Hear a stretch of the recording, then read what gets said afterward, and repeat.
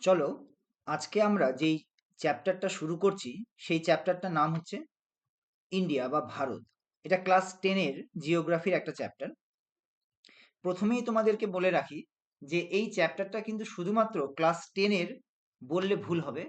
এই চ্যাপ্টারটা আসলে শুধুমাত্র আমাদের ক্লাস 10-এই যে রয়েছে তাই নয়, ক্লাস 10-এর পর 11, 12 কলেজে এমনকি চাকরির পরীক্ষাগুলোতেও তোমরা এই ভারত বা ইন্ডিয়া থেকে প্রচুর পরিমাণ প্রশ্ন পাবে। ঠিক আছে? তাই সব সময়ের জন্য এই চ্যাপ্টারটা খুবই গুরুত্বপূর্ণ। চলো আমরা চ্যাপ্টারের শুরুতেই চলে আসি। আমরা এই যে দেখো তোমরা আমার এখানটায় যে পৃথিবীটাকে, ঘূর্ণায়মান পৃথিবীটাকে তোমরা দেখতে পাচ্ছ। এখানে তোমাদেরকে যদি বলি যে ভারত কোথায় অবস্থিত রয়েছে, তোমরা দেখতে পাচ্ছ ভারত আছে, কিন্তু ঠিক কোথায়, এর অ্যাড্রেস কি, তাই না? আমরা এখানে যে ম্যাপটা কি দেখতে পাচ্ছি, তো ভারত কোথায় আছে এর অ্যাড্রেস যদি আমাকে বলতে হয়, তাহলে পরে আমরা বলবো ল্যাটিটিউড ও লঙ্গিটিউড। তাহলে দ্রাঘিমা ও অক্ষরেখার সাহায্যে আমরা কোনো একটা দেশের বা কোনো একটা স্থানের আমরা অ্যাড্রেস বলে দিতে পারি। ঠিক আছে? তাহলে আমরা কোনো একটা দেশের বা কোনো একটা স্থানের যদি আমাকে অ্যাড্রেস বলতে হয়, তাহলে সেটা হচ্ছে কি অক্ষরেখা ও দ্রাঘিমা রেখা দ্বারা বলতে পারি আমি, যেটাকে আমরা সিম্পল ভাষায় বলি লোকেশন। চলো এবারে আমরা দেখি সেই লোকেশনে পৌঁছানোর আগে একটু আমরা পূর্ববর্তী যে বিষয়গুলো সেগুলোকে একটু আমরা দেখে নিই। এই যে দেখো আমাদের এখানটায় রয়েছে পৃথিবী। পৃথিবীর মধ্যে এই যে লাইনগুলো তোমরা দেখতে পাচ্ছ, এই লাইনগুলোকে বলা হয় অক্ষরেখা। এই লাইনগুলোকে বলা হয় অক্ষরেখা। যেমন এখানে তোমরা দেখতে পাচ্ছ যে 66 ডিগ্রি, এখানে তোমরা দেখতে পাচ্ছ 23 ডিগ্রি, এখানটায় 0 ডিগ্রি, তাই না, 23 ডিগ্রি, এভাবে 66। তাহলে এই যে লাইনগুলো এগুলোকে বলা হয় কি অক্ষরেখা। তাহলে পূর্ব পশ্চিমে, তাই না, এদিকে আমি যদি ইস্ট বলি, এদিকে ওয়েস্ট, তাহলে পূর্ব পশ্চিমের দিকে যে লাইনগুলো সমান্তরালভাবে রয়েছে তাদের বলা হয় অক্ষরেখা। তাহলে এগুলোকে কি বলা হয়? অক্ষরেখা। ঠিক আছে, ক্লিয়ার? এবারে চলে আসি আমি, যদি এটা তো উত্তর দিক, এটা দক্ষিণ দিক, তাহলে উত্তর দিক থেকে যখনই দক্ষিণ দিকে আসে, তখনই এই উত্তর মেরু থেকে দক্ষিণ মেরুর দিকে প্রত্যেকটি যে লাইন রয়েছে সেই লাইনগুলোকে বলা হয় দ্রাঘিমা রেখা। অনেকেরই আমি দেখেছি দ্রাঘিমা ও অক্ষরেখার মধ্যে খুব পার্থক্য হয়, তাই না? তোমরা একটা বিষয় হিসেবে মনে রাখতে পারো, দ্রা, তাহলে দ্রাঘিমা রেখা। দ্রার মধ্যে দেখো দাঁড়িয়ে থাকার আছে, দাঁড়িয়ে থাকার দ, আর দ্রাঘিমার দ। তাহলে দাঁড়িয়ে আছে কে? না, যারা, যে উত্তর থেকে দক্ষিণে আছে সেই দাঁড়িয়ে আছে। তাহলে দা দিয়ে দ্রাঘিমা, দ দিয়ে দাঁড়িয়ে আছে। তাহলে উত্তর থেকে দক্ষিণে, উত্তর মেরু থেকে দক্ষিণ মেরুকে যুক্ত করে যে রেখাগুলো, সেই রেখাগুলোকে বলা হয় দ্রাঘিমা রেখা। ক্লিয়ার? তাহলে আমরা এখন জানলাম অক্ষরেখা ও দ্রাঘিমা রেখা কোনগুলো। চলো আমাদের এটাই সাহায্য করবে ভারতের ভৌগোলিক অবস্থান বোঝাতে। ভারতের ভৌগোলিক অবস্থানের ক্ষেত্রে আমাদের আগেই আমরা দেখে নিই এখানে অক্ষরেখা কোনগুলো আর দ্রাঘিমা রেখা কোনগুলো। এখানে তোমরা যে দেখতে পাচ্ছ এই যে লাইনগুলো রয়েছে এগুলোকে বলা হয় অক্ষরেখা। ঠিক আছে, এগুলোকে বলা হয় অক্ষরেখা, তাই না? এখানে দেখো অক্ষরেখা এগুলো। আর যেগুলো উত্তর থেকে দক্ষিণের দিকে আছে, তাই না, এগুলো হচ্ছে কি দ্রাঘিমা রেখা। এগুলো হচ্ছে আমাদের দ্রাঘিমা রেখা। ঠিক আছে, পরিষ্কার? তাহলে আমরা অক্ষরেখা ও দ্রাঘিমা রেখার সাহায্যে আমরা ভারতের অবস্থানকে এবারে দেখব। আমরা একটু মুছে দিই যেটাকে, তাহলে সুবিধা হবে বোঝাতে। এবারে আমরা চলে আসি এখানটায়। দেখো আমাদের সব থেকে উত্তরের এবং সব থেকে দক্ষিণের বিন্দুগুলোকে আমরা একটু দেখে নিই। সব থেকে উত্তরে যে বিন্দু রয়েছে এই যে এটা, ঠিক আছে, এটাকে বলা হয় একদম উপরে ইন্দিরা কল। ঠিক আছে। একদম দক্ষিণে রয়েছে, এটাকে বলা হয় কন্যাকুমারী। ঠিক আছে, কিন্তু এটাই সব থেকে দক্ষিণের বিন্দু নয়। ভারত ভূখণ্ডের সব থেকে দক্ষিণের বিন্দু, যদি আমি রেখাটাকে টানি, তাহলে এটা কিন্তু সব থেকে দক্ষিণের বিন্দু নয়। এর দক্ষিণে রয়েছে আরো এই যে আন্দামান আর নিকোবর আইল্যান্ডের এই অংশটা, একদম এটাকে বলা হয় ইন্দিরা পয়েন্ট। ঠিক আছে, তাহলে আমাদের ভারত ভূখণ্ডের সব থেকে দক্ষিণতম বিন্দু কোনটা? ইন্দিরা পয়েন্ট। দেখো এটা তাহলে যদি আমি টানি, এটা কিন্তু কন্যাকুমারীর নিচে হচ্ছে। তাহলে আমরা একটু দেখে নিই আবার কি বললাম। এখনই আমি কি বললাম, যে এটা একদম উত্তরে রয়েছে কি ইন্দিরা কল। আমাদের ভারত ভূখণ্ডের ভারতের শেষ বিন্দুকে বলা হয় কন্যাকুমারী এটাকে। আর আন্দামান নিকোবরের মধ্যে সব থেকে শেষ বিন্দু হচ্ছে ইন্দিরা পয়েন্ট। তাহলে ইন্দিরা পয়েন্ট ভারত ভূখণ্ডের সব থেকে শেষ পয়েন্ট। ঠিক আছে, আর আমাদের পূর্ব দিকে রয়েছে অরুণাচল প্রদেশের পাটকাই বুম, এই দিকটাতে রয়েছে। আর এখানে রয়েছে গুজরাটের এখানে রয়েছে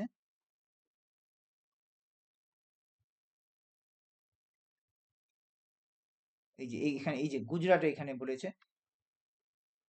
এবারে চলে আসি আমরা এখানে আমাদের অক্ষরেখা ও দ্রাঘিমা রেখার বিষয়টা একটু দেখে নিই। কি বলেছে এখানটায়, যে আমাদের এই যে 8°4' উত্তর অক্ষাংশ, এটা তাহলে কোনটা? এটা হচ্ছে এই যে এটা তামিলনাড়ুর কন্যাকুমারী। ঠিক আছে, কিন্তু ভারতের দক্ষিণতম বিন্দু কোনটা? এই যে আমি বলেছিলাম ইন্দিরা পয়েন্ট, তাহলে 6°45'। তাহলে এই যে এটা। ঠিক আছে, আচ্ছা এরপরে বলেছে, এটা তো গেল দক্ষিণের, আমরা উত্তরে চলে যাই।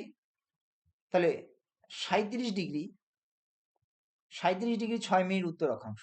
37°6' উত্তর অক্ষাংশ মানে এই যে এটা। ঠিক আছে, আচ্ছা এবারে বলছে দ্রাঘিমাংশ, এখানটা হচ্ছে দ্রাঘিমাংশ।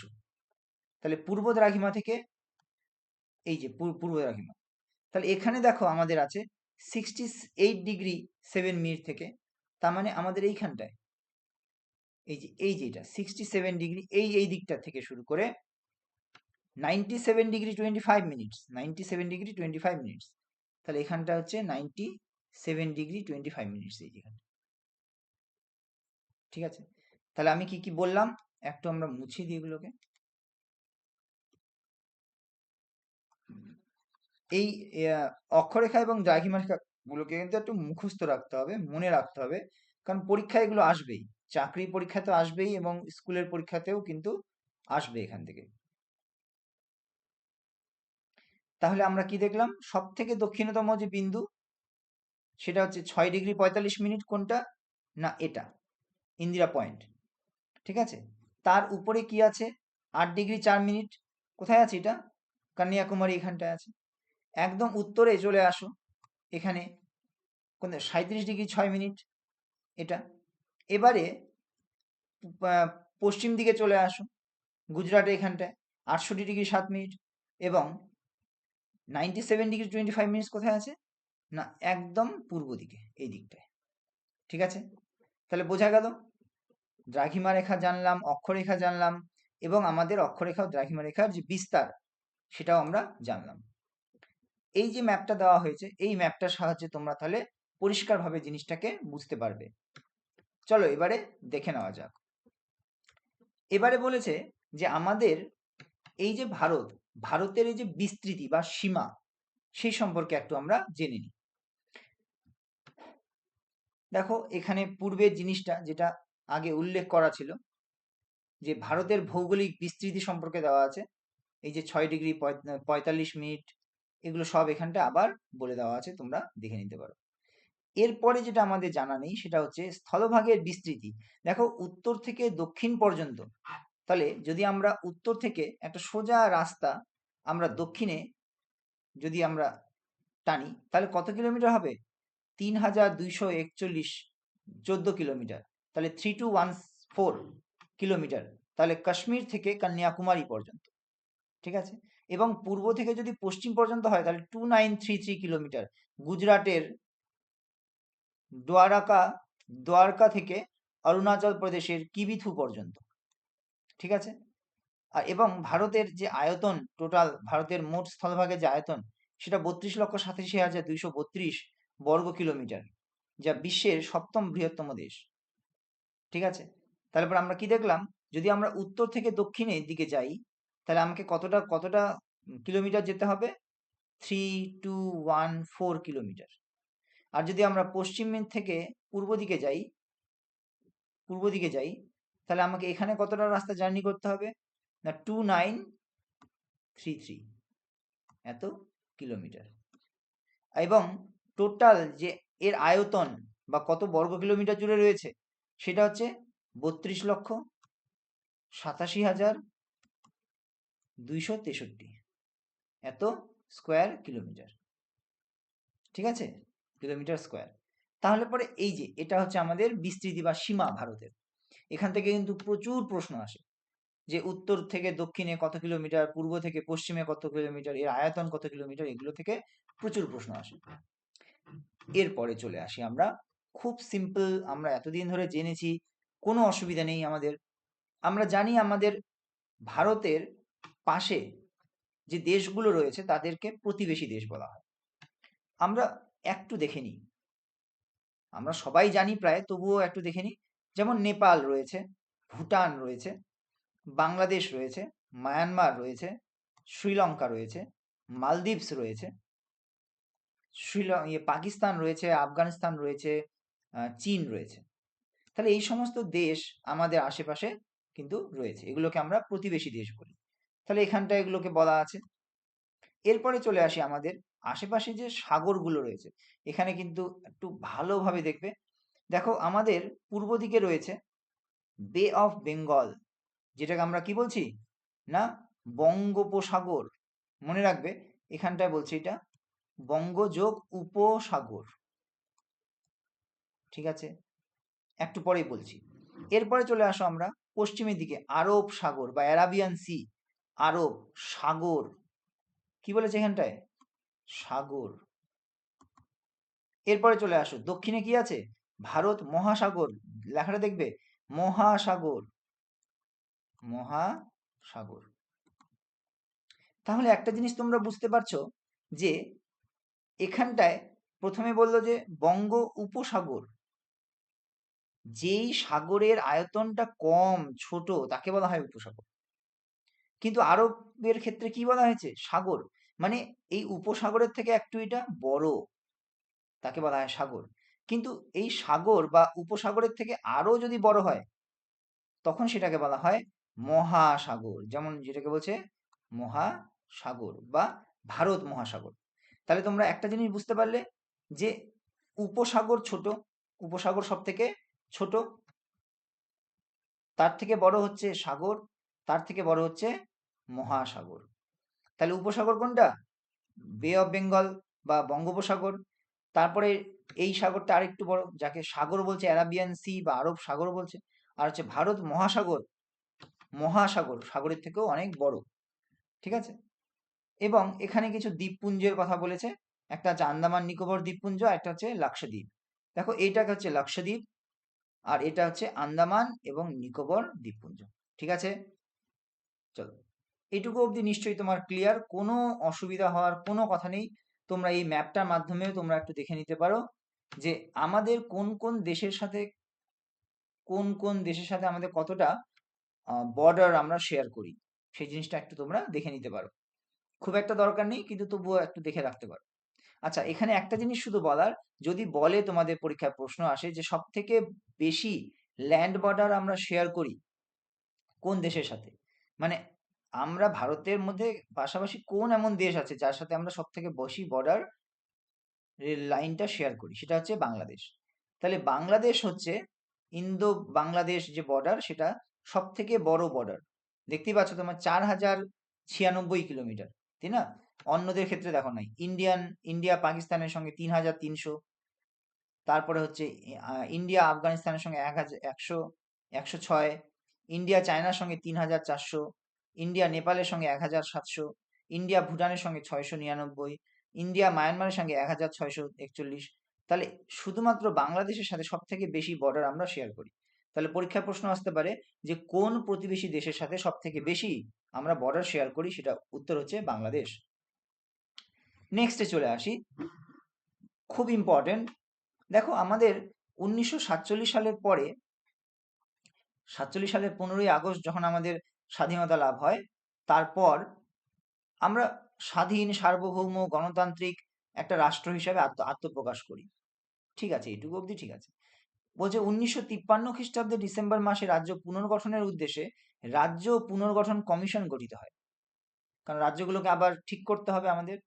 তখন কিন্তু প্রধানত কার উপরে বেস করে রাজ্যগুলোকে ভাগ করা হয়েছিল, সেটা হচ্ছে ভাষা। কাকে? ভাষাকে।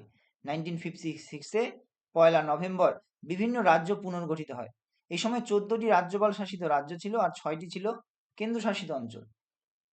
ঠিক আছে, মনে থাকে যাতে। আচ্ছা, এরপরে দেখো, এরপর বিভিন্ন অঙ্গরাজ্য ও কেন্দ্রশাসিত অঞ্চলগুলির পুনর্বিন্যাস একে একে হতে থাকে। এরপরে আমরা দেখবো সেটা।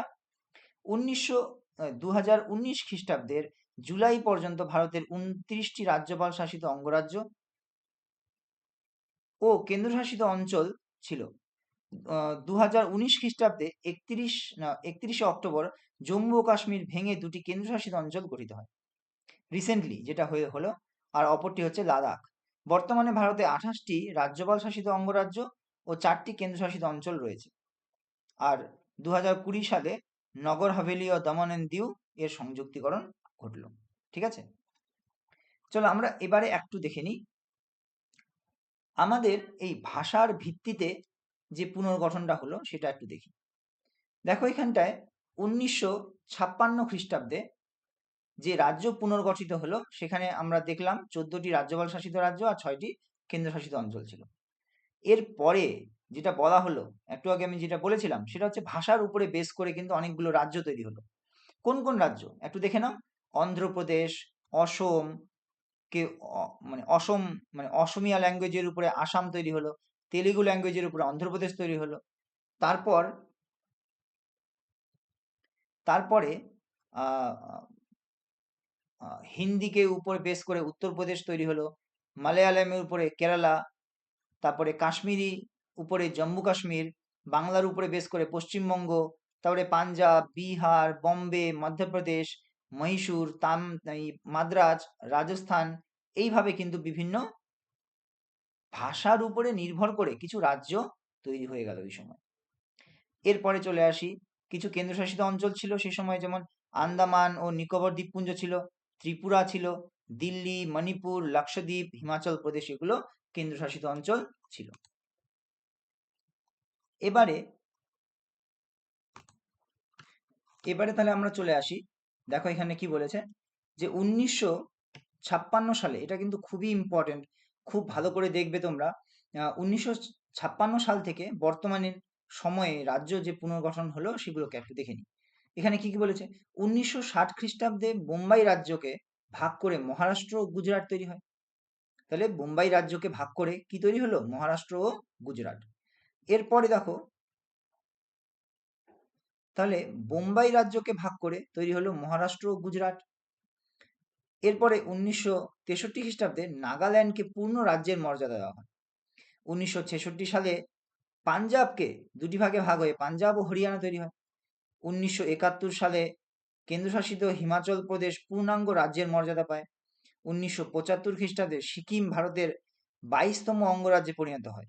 এই সম্পর্কে একটা খুব ভালো ভিডিও আমি কিছুদিন পরে তৈরি করব তোমাদের জন্য, খুব ভালো লাগবে দেখবে। এরপরে আসছে 1987 এর দিকে মিজোরাম, অরুণাচল প্রদেশ ও গোয়া যথাক্রমে 23, 24 ও 25তম অঙ্গরাজ্যের মর্যাদা লাভ করে। 1993 খ্রিস্টাব্দে দিল্লিকে জাতীয় রাজধানীর অঞ্চলের আখ্যা দেওয়া হয় এবং 2000 খ্রিস্টাব্দে মধ্যপ্রদেশ ভেঙে ছত্তিশগড়, উত্তরপ্রদেশ ভেঙে উত্তরাখণ্ড এবং বিহার ভেঙে ঝাড়খণ্ড 3টা রাজ্য তৈরি হয়। 2014 সালে অন্ধ্রপ্রদেশ বিভক্ত হয়, তেলেঙ্গানা নামক একটি নতুন রাজ্যের গঠন হয়। ঠিক এইরকম ভাবেই একদম রিসেন্টলি যেটা হয়েছিল সেটা হচ্ছে 2019 খ্রিস্টাব্দে, মানে এই যে 2019 সালে অক্টোবর মাসে কি হলো, জম্মু কাশ্মীর এর বিলুপ্তি ঘটিয়ে জম্মু ও কাশ্মীর ও লাদাখ নামে দুটি নতুন কেন্দ্রশাসিত অঞ্চলের তৈরি হয়। একটা হচ্ছে জম্মু কাশ্মীর, আর একটা হচ্ছে লাদাখ। ঠিক আছে, একটা হচ্ছে JNK, আর একটা হচ্ছে লাদাখ। দুটো আলাদা আলাদা কেন্দ্রশাসিত অঞ্চল তৈরি হয়। তাহলে এইভাবে বিভিন্ন সময়ে বিভিন্নভাবে বিভিন্ন রাজ্যের গঠন হয়। তোমরা এখানে দেখতেই পাচ্ছ বর্তমানে 28টি রাজ্যের ছবি সহকারে রাজ্যগুলোর নাম এখানটায় বলে দেওয়া আছে, তোমরা দেখে নেবে। এখানে একটা খালি ম্যাপ দিয়েছি, তোমরা যারা রাজ্যগুলো সম্পর্কে এখনো পর্যন্ত তাদের অবস্থান সম্পর্কে খুব একটা পরিষ্কার নও, তারা কিন্তু এখানটায় তোমরা নিজেকে চেক করতে পারো যে তোমাদের মনেও পড়ছে কিনা কোন রাজ্যটা কোথায় আছে। এবং যে কেন্দ্রশাসিত অঞ্চলগুলো বর্তমানে রয়েছে সেগুলো একটু দেখে নাও। আন্দামান নিকোবর দ্বীপপুঞ্জ, চণ্ডীগড়, দাদরা নগর হাভেলি, দমন এন্ড দিউ, লক্ষদ্বীপ, দিল্লি আছে, পুদুচেরি আছে, লাদাখ, জম্মু অ্যান্ড কাশ্মীর। তাহলে চলো, আজকে আমরা অনেক কিছু জানলাম, নিশ্চয়ই তোমাদের খুব ভালো লাগলো। আর এই ভিডিওটা কিন্তু সকল ছাত্রছাত্রীদের জন্য, যারা ইচ্ছুক তাদের জন্য, অনেক কিছু তোমরা নতুন কিছু জানতে পারলে। তো আজকে এতটুকুই, আবার দেখা হবে। সঙ্গে থাকার জন্য অনেক অনেক থ্যাংক ইউ।